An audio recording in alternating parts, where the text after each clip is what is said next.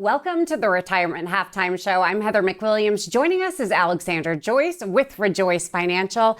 Alex, I want to talk more about Social Security, right? We know the name of the game is maximizing your benefits, but there are a whole lot of different types of Social Security. There is. Yeah. I mean, Social Security is a difficult one. I always say to people in all different walks of life, yes, right? It doesn't matter if you were a teacher, it doesn't matter if you're an architect or you're an engineer, it doesn't matter if you're a doctor or a surgeon, right? It is, people should take this Social Security thing pretty seriously because again, these are one of those decisions that have a huge impact for the rest of your life. Right. Okay, life to come, if you will. And so, Social Security, we were just talking about this, has a cap. Yeah. Right? I mean, $4,555 is the most that you can get out of that thing.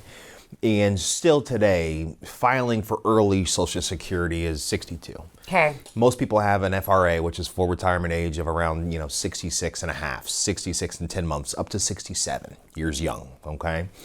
From there, they do have still the delayed credits, 8% per year up until age 70. We still get questions, does it make sense to defer past 70? And the answer is no. Okay. And so generally when people walk in, they know some of these facts because they've been around long enough and they've got this thing coming. And so they've educated themselves on Google, right? And so really what it comes down to is understanding the difference between efficiency factors or maximization. Some people say, well, we want to maximize my Social Security, and that's easy. We just wait till 70. Or we look at true optimization strategies, and that's where we get creative. Let's say she stayed home, he worked, he stayed home, she worked, and there's a breadwinner.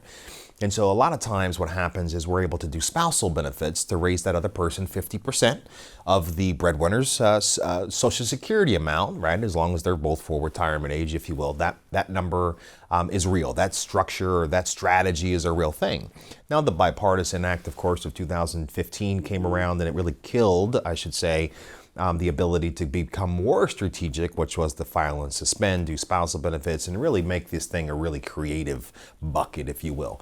And so we'll get into the complex strategies of what that looks like, or some people may be thinking they can still rely on that, which happens every day. Right. We want to make sense of that. However, one of the big things we were just talking about is, spousal benefits if you've been married or divorced. I think that is a big one. I don't think a lot of people know about this, considering half the population is divorced.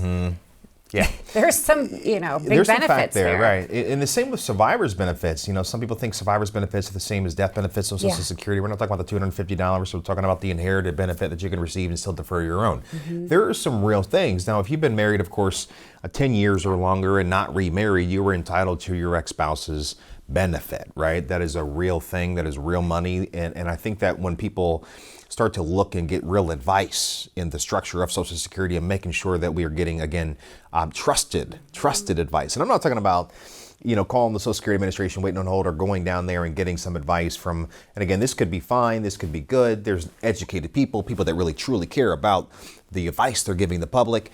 But listen, we've been studying this thing for a long time, like truly studying. And when we say studying, it is not about just reading the book and understanding it. It is about taking the book and applying it, right, to an actual plan and an actual life. Okay, because there's more than just saying, I'm going to take my Social Security when I'm 63 because I think it's going to work. Let's just take that out. Right? And let's look at the overall goal, the life, the life span of the dollars and what we intend to do with the money, because that's how we want to, build that Social Security decision inside that overall income financial plan. Yeah, it's like you said, this is your job. You study for this full time. I mean, people in an entire lifetime look at this stuff, analyze this stuff, the algorithms, all those things you think about. Like, I think the general public is kind of undereducated when it comes to this, and we need the right tools and experience to get the reliable advice, and that's where you guys come in. We do. I'm undereducated in a lot of things, like teaching preschoolers, right?